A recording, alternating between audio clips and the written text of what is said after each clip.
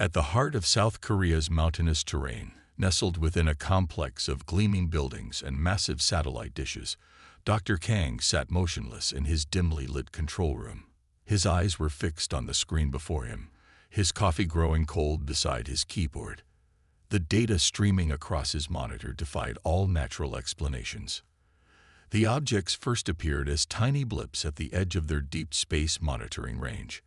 At first, Dr. Kang thought it was a software error, but as the minutes ticked by, the pattern became clearer.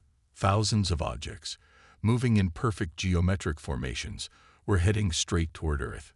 Dr. Kang's fingers flew across the keyboard, running every possible analysis.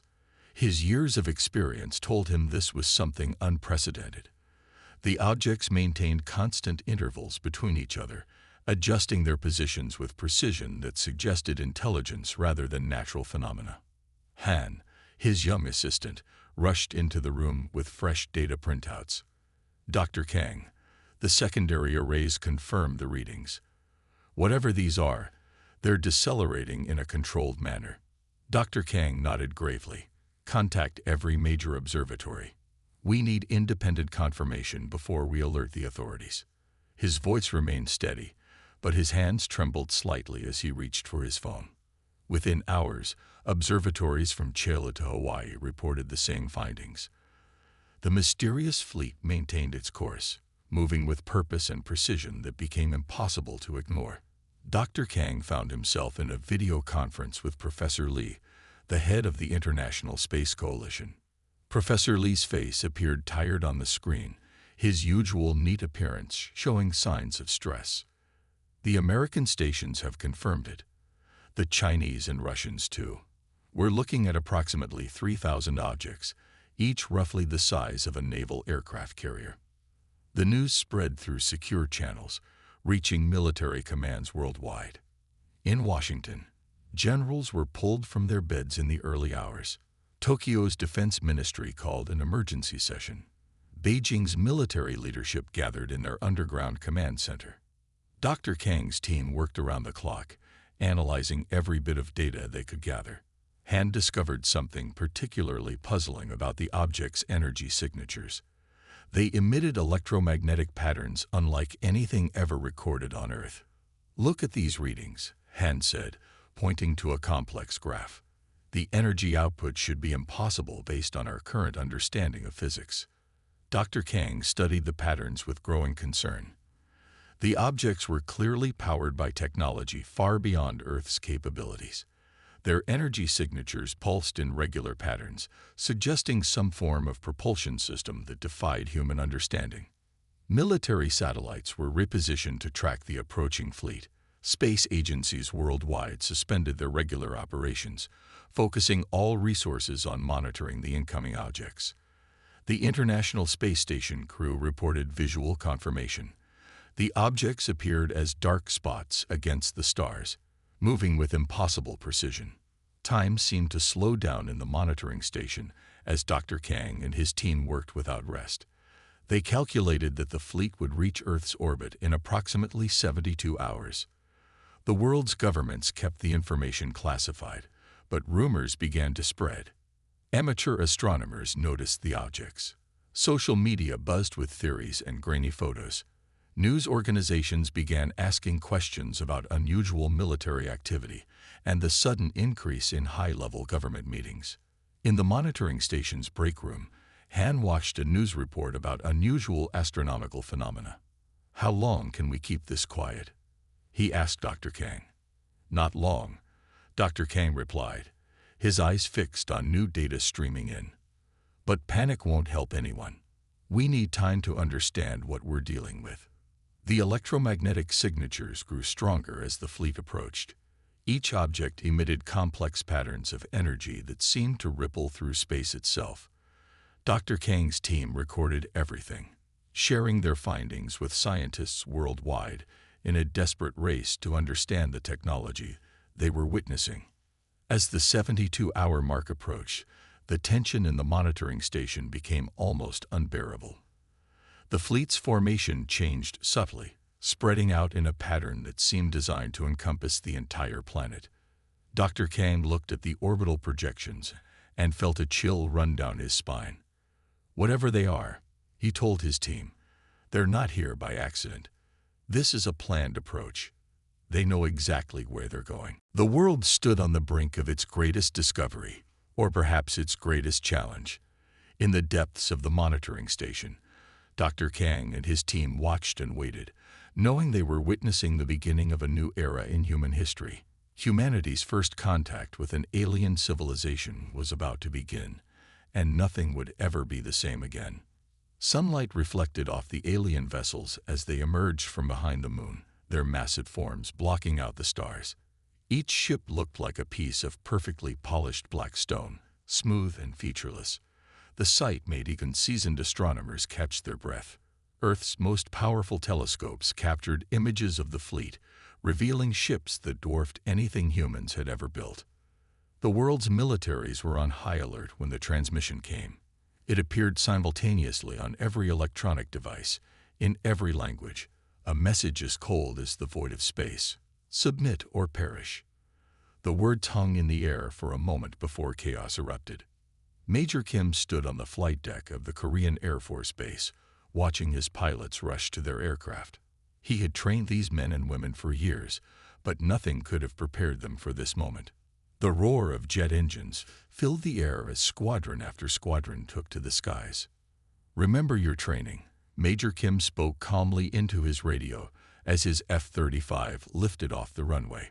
Stay in formation. Watch each other's backs. His words were steady, masking the uncertainty he felt as he led his squadron toward the incoming threat. The first engagement was brief and devastating. Major Kim watched in horror as his squadron's most advanced missiles simply vanished against invisible barriers surrounding the alien ships. The weapons didn't explode.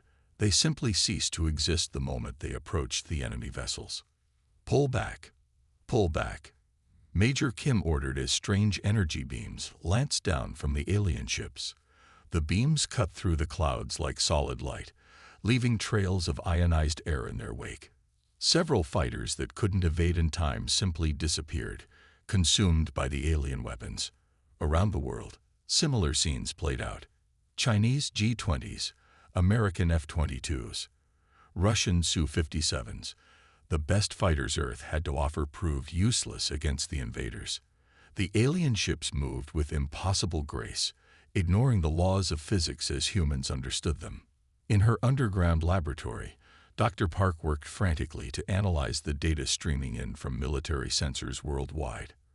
Her team had been watching the energy readings since the first appearance of the alien fleet, but now they had combat data to work with.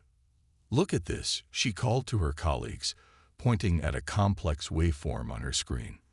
The shield emissions aren't constant. There's a rhythm to them, like a heartbeat. Her fingers flew across the keyboard, isolating specific frequencies from the chaos of battle data. Above ground, cities began to burn. The alien ships positioned themselves strategically around the globe, their weapons reducing military bases to ash. But they weren't just targeting military installations. Power plants, communication centers, transportation hubs. Anything that supported modern civilization became a target. Major Kim landed his damaged fighter at an emergency airstrip, his squadron reduced to less than half its original size. As he climbed out of his cockpit, he saw the distant glow of Seoul under attack. The alien beams carved through skyscrapers like they were made of paper, while smaller craft descended from the larger ships to engage ground targets. Back in the underground lab, Dr. Park's discovery was taking shape. The shields operate on a cyclical pattern, she explained to her team. They're not constantly active, they pulse, and each pulse has a precise timing. She pulled up more data, showing how the shield frequencies change during different phases of combat. Military commanders worldwide received her preliminary findings. The shields weren't impenetrable. They had a rhythm, a pattern that could potentially be exploited. But understanding the pattern was only the first step. They needed a way to use this knowledge, to turn it into something that could fight back against the overwhelming alien technology. Dr. Park worked through the night, analyzing every piece of combat data she could access. The pattern became clearer with each passing hour, but time was running out. Above ground, the world's cities burned, and humanity's most powerful weapons proved useless against the invaders. As the first day of the assault drew to a close, the alien ships hung in the sky like dark stars, their presence a constant reminder of humanity's vulnerability. But in underground facilities around the world, scientists like Dr. Park continued their work, searching for any weakness, any chance to strike back. The future of Earth depended on finding a way to fight back, and time was running out. 3 days into the alien invasion, Dr. Park stumbled through the underground facility's corridors, running on coffee and determination. Her tablet displayed a stream of new data from the latest alien attacks. The lack of sleep showed in her movements, but her mind remained sharp, focused on the patterns she discovered in the alien shield frequencies. Dr. Song met her at the quantum computing lab, his own exhaustion evident in the dark circles under his eyes. The massive quantum computer hummed behind them, its cooling systems creating a constant background noise that had become oddly comforting in these dire times. "Look at this," Dr. Park pointed to her tablet. "Every shield pulse follows the same mathematical sequence. It's complex, but it's not random." She pulled up a series of graphs showing the shield frequencies during different attacks, each pattern repeated with perfect precision. Dr. Song studied the data, his eyes widening as he recognized the implications. The quantum computer can process this. We can predict when their shields will be at their weakest. He immediately began programming new simulations, his fingers flying across the keyboard. Above ground, the world continued to burn. The alien ships maintained their relentless assault, methodically destroying human military capabilities. But they weren't attacking randomly. Their systematic approach revealed something crucial about their nature. They were precise, predictable, almost mechanical in their actions.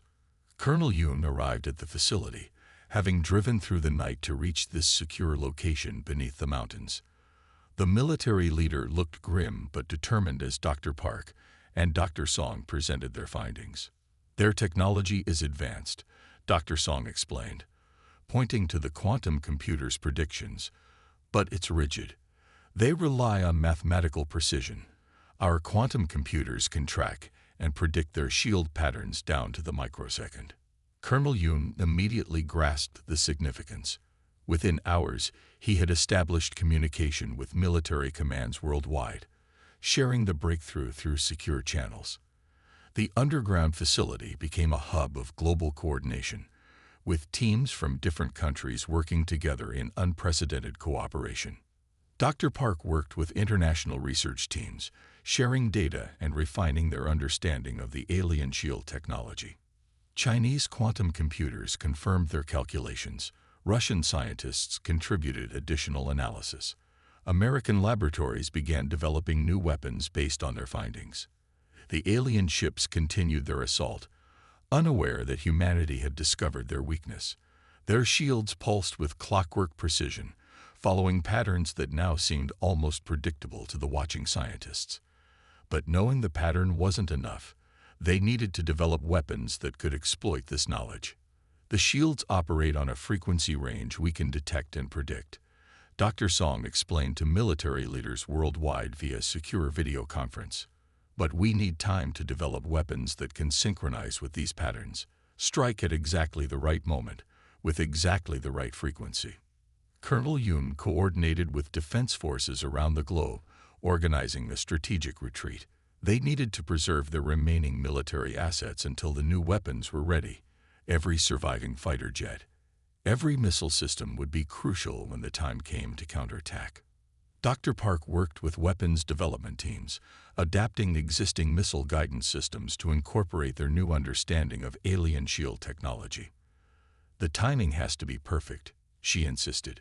"A millisecond too early or too late, and the shields will be at full strength." The underground facility buzzed with activity as scientists and military personnel worked around the clock. Communication centers coordinated with similar facilities worldwide, sharing data and resources in a race against time. The quantum computers ran countless simulations, refining their predictions of alien shield patterns. "We need 3 more days," Dr. Park told Colonel Yoon, her voice firm despite her exhaustion. 3 days to perfect the guidance systems, to synchronize our weapons with their shield patterns.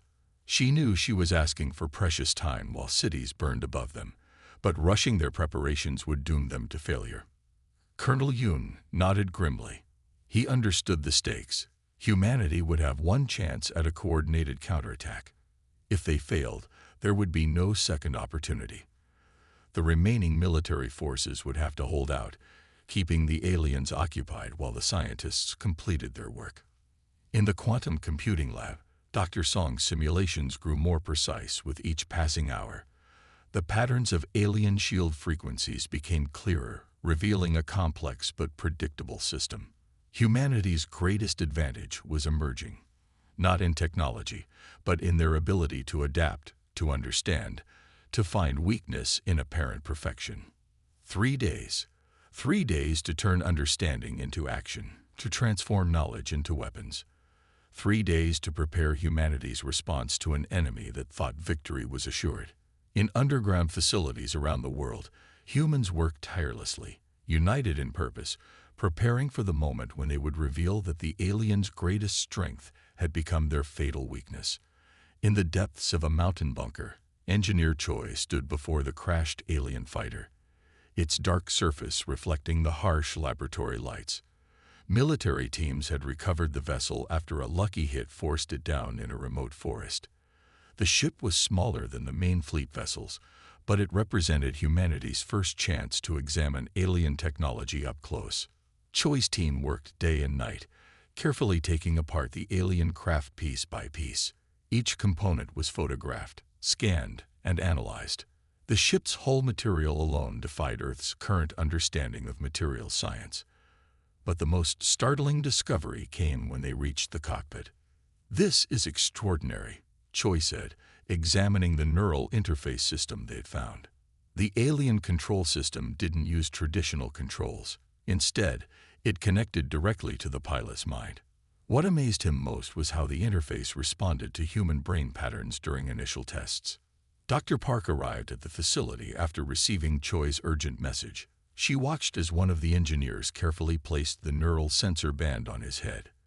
The alien systems immediately activated, displays lighting up with strange symbols and patterns. "The interface adapts to the user," Choi explained, showing her the readings. "It's not just compatible with human brainwaves. It seems to work better with our neural patterns than the alien pilot's signatures we've detected in combat." Dr. Song joined them, bringing data from the quantum computing lab. Together, they began to understand how the alien technology could be merged with human weapon systems. The neural interface wasn't just for piloting. It controlled the ship's shields and weapons too. Military engineers brought in modified missiles and fighter systems. Choi's team worked to integrate the alien technology with Earth's existing weapons. They found that human creativity combined with alien precision created something entirely new. "Look at this," Choi demonstrated, connecting a modified missile guidance system to the neural interface. The weapon responded instantly to thought commands, its targeting system showing impossible accuracy. "We can guide our weapons through their shield patterns at exactly the right moment." The breakthrough sparked a wave of rapid development. Engineers worldwide received data from Choi's team, adapting their own weapon systems. The alien technology proved surprisingly easy to integrate, almost as if it had been designed with human users in mind. Dr. Park worked with the weapons teams, using her understanding of the shield frequencies to enhance the new hybrid systems. Each test showed better results than the last. The modified weapons could pierce alien shields when fired at precisely the right moment, guided by human thoughts through the neural interface. "The aliens rely on pure logic," Dr. Song observed as they watched another successful test. "But human intuition adds something they never expected. Our brains process information differently, see patterns they might miss." Choi's team made another crucial discovery while examining the ship's power systems. The alien energy source could be replicated using Earth's technology, with modifications based on human insights. They began producing shield generators that could protect human fighters. Military pilots arrived at the facility to train with the new systems. The neural interfaces connected naturally with their minds, allowing them to control their fighters with thought alone. The combination of human instincts and alien precision created pilots capable of maneuvers that seemed impossible. "We've improved their shield design," Choi announced during a briefing with military leaders. "Our version pulses randomly instead of following their predictable patterns. They won't be able to track our shield frequencies like we tracked theirs." The underground facility transformed into a production center, manufacturing neural interfaces and modified weapons as quickly as possible. Every successful test brought humanity closer to having a real defense against the alien fleet. Dr. Park watched as the first squadron of modified fighters prepared for combat trials. The pilots wore the neural sensor bands, their minds linked directly to their aircraft. In simulations, they achieved perfect synchronization with their weapons, hitting targets through shield gaps that lasted mere microseconds. Engineers worldwide began mass-producing the hybrid weapons, working from Choi's designs. The alien technology merged seamlessly with Earth's military hardware, creating weapons that combined the best of both worlds: human creativity and alien precision. As the day of the counterattack approached, Choi stood in his lab, looking at the alien fighter that had made it all possible. What the aliens had intended as a display of superiority had become the key to humanity's survival. They had never expected humans to not only understand their technology but improve upon it. The facility buzzed with activity as the final preparations were made. Humanity's forces were almost ready to reveal that they had turned the aliens' own technology against them.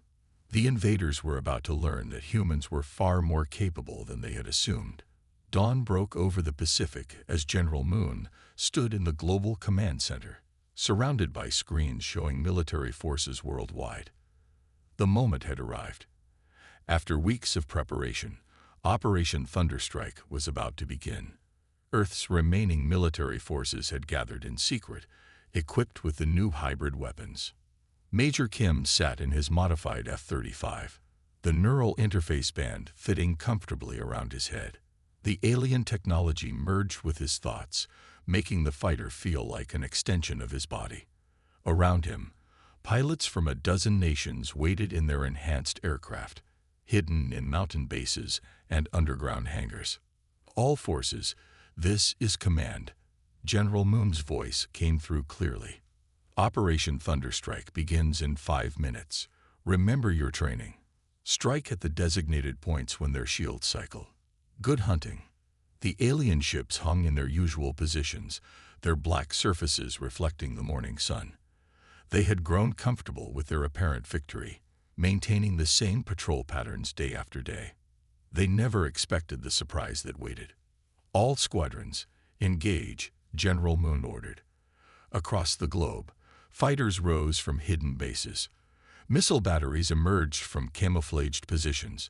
The neural interfaces glowed as pilots connected fully with their aircraft. Major Kim led his squadron toward the nearest alien vessel. The neural link showed him the enemy shield patterns, counting down to the perfect moment to strike. "Fire on my mark," he commanded. His squadron's missiles launched in perfect synchronization, their guidance systems enhanced by alien technology. The alien ship shields flickered at exactly the predicted moment. The missiles passed through the gap, enhanced warheads detonating against the vessel's hull. For the first time since the invasion began, an alien ship showed damage. "Direct hit," Major Kim reported, his voice steady despite his excitement. Moving to secondary targets, his squadron banked sharply, their enhanced fighters performing maneuvers that would have been impossible weeks ago. Around the world, similar scenes played out. Chinese fighters struck alien ships over the South China Sea. Russian missiles hit targets above Siberia. European squadrons engaged enemy vessels over the Atlantic. The coordinated attack caught the aliens completely by surprise. The alien fleet's perfect formation began to break. Their ships moved erratically, trying to establish new defense patterns. But the human forces had learned their weaknesses too well. Every attempt to regroup was met with precisely timed strikes through their shield gaps. "They're trying to adapt," Dr. Park's voice came through the command channel. "But their systems can't match our random shield frequencies. Keep pressing the attack." She watched from the command center as humanity's hybrid weapons proved their worth. Major Kim's neural interface warned him of incoming alien fire. His enhanced fighter rolled effortlessly, the new shield technology absorbing what few hits made it through. His squadron struck again and again, their timing perfect, their attacks precise. The alien ships began to retreat, pulling back from Earth's atmosphere. Their once perfect formations had dissolved into chaos. The vessels that had seemed invincible now showed signs of panic, their movements becoming increasingly desperate. General Moon coordinated the global assault, directing forces to cut off the aliens' retreat paths. The neural interfaces allowed unprecedented coordination between human forces, their attacks flowing like a choreographed dance. "Push them back," General Moon ordered.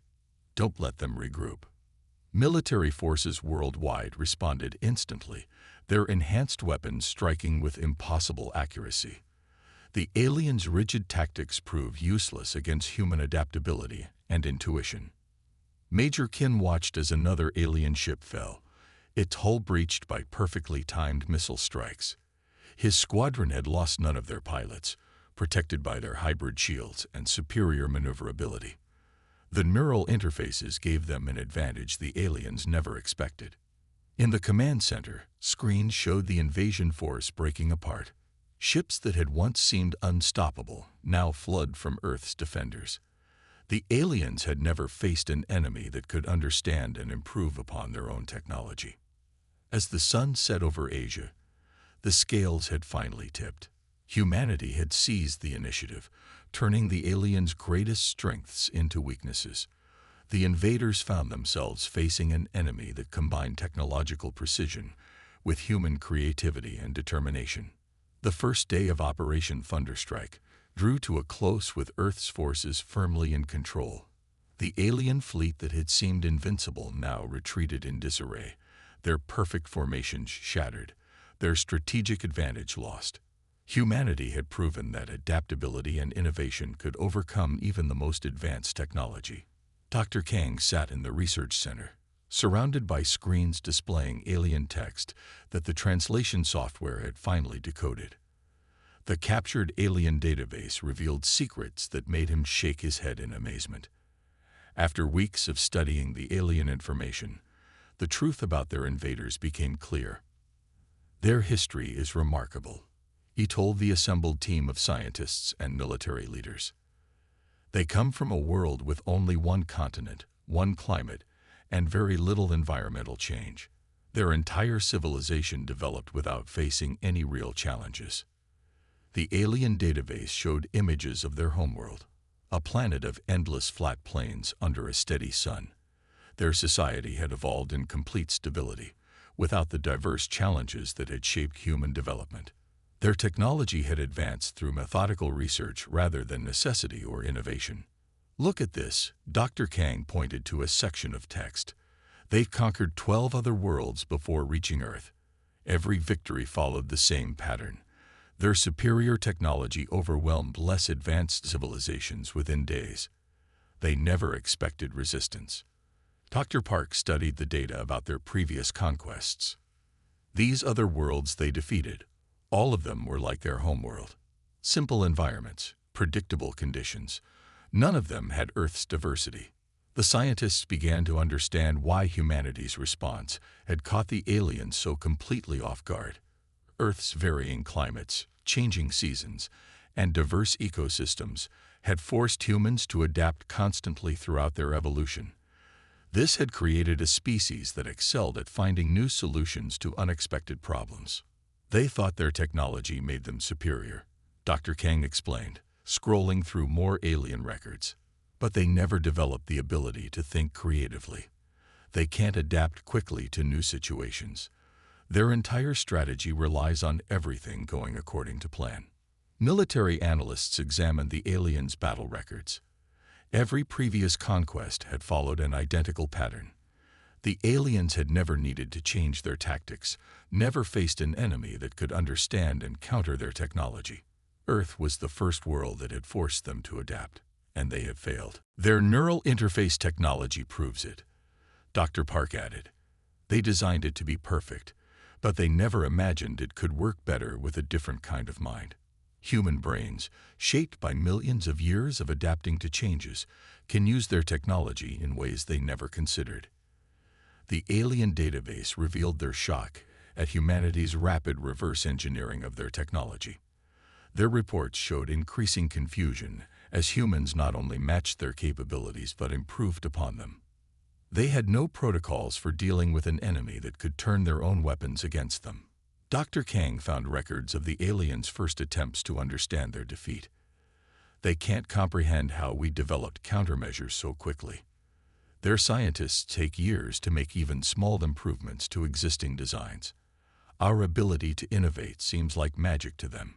The research team studied the aliens' social structure, finding a rigid hierarchy based on unchanging rules and traditions. Their society, like their technology, worked perfectly as long as nothing unexpected happened. But when faced with humanity's adaptability, their entire system began to fall apart. Their weapons, their shields, their entire approach to warfare. It's all based on mathematical precision, Dr. Park observed. But they never learned to improvise, to think outside their established patterns. Every problem has exactly one solution in their world. The revelation spread through Earth's military and scientific community. Humanity's greatest weakness, their constant need to adapt to an ever-changing world, had become their greatest strength. The aliens' perfect technology, developed in perfect conditions, couldn't match human ingenuity. Dr. Kang continued analyzing the alien records, learning more about their civilization. They've never failed before, he explained. They don't know how to handle defeat because they've never experienced it. Their entire society is built on the assumption of continuous success. The knowledge changed humanity's understanding of their position in the universe. They weren't primitive compared to the aliens. They were different, shaped by different challenges and experiences. Their ability to adapt and innovate made them unique among the civilizations the aliens had encountered. As Dr. Kang shared more discoveries from the alien database, Earth's leaders began planning for the future. Humanity had proven they could not only survive but thrive when faced with advanced technology. Their victory wasn't just about military strength. It was about the power of adaptability, creativity, and the human spirit.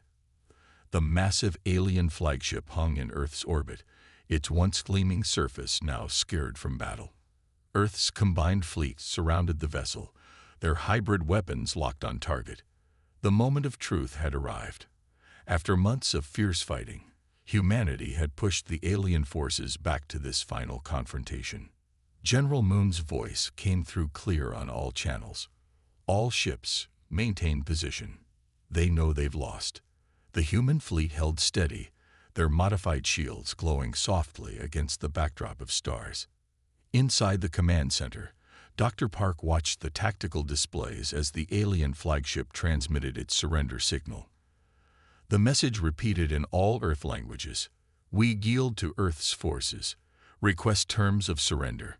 Within hours, Dr. Park led the boarding team onto the alien vessel. The neural interfaces they wore helped them navigate the ship's strange corridors. The alien technology felt familiar now, after months of study and adaptation. The alien commander waited in the ship's control center. The translator devices worked perfectly as the commander spoke. "Never in our history have we encountered a species like yours. You took our technology and made it better. You saw patterns we never imagined."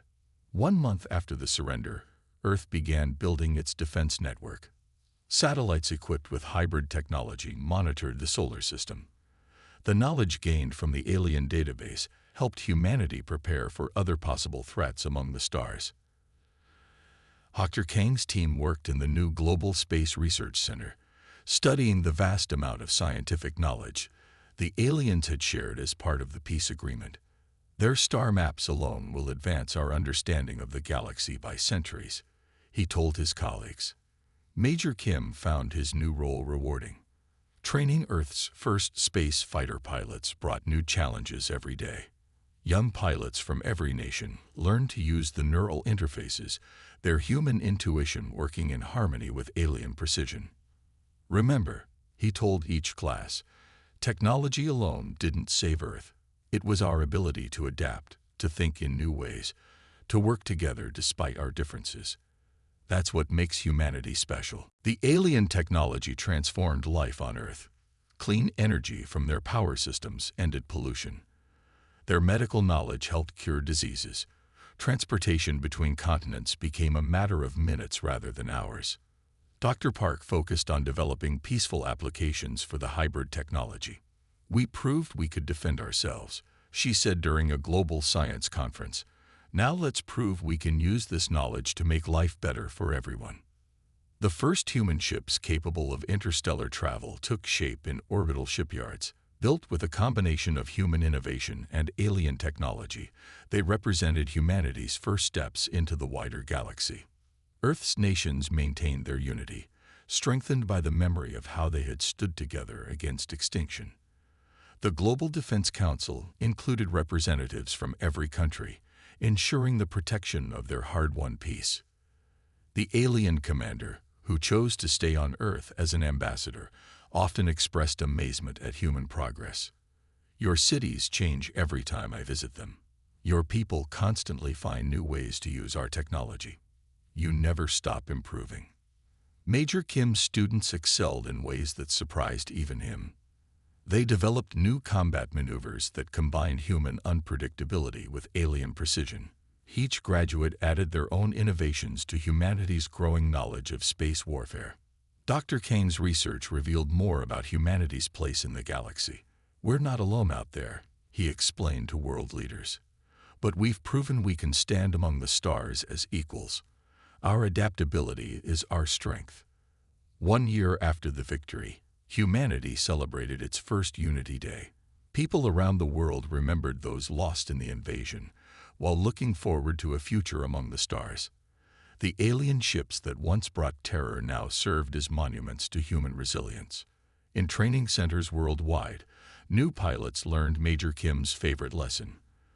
The stars are not our limit. Our imagination, our ability to adapt and grow, that's what will carry humanity forward. We faced extinction and turned it into opportunity.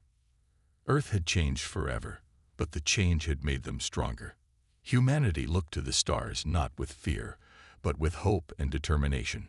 They had earned their place in the galaxy not through conquest or surrender, but through the very traits that made them human: creativity, adaptability, and the unwavering will to survive and thrive against any odds.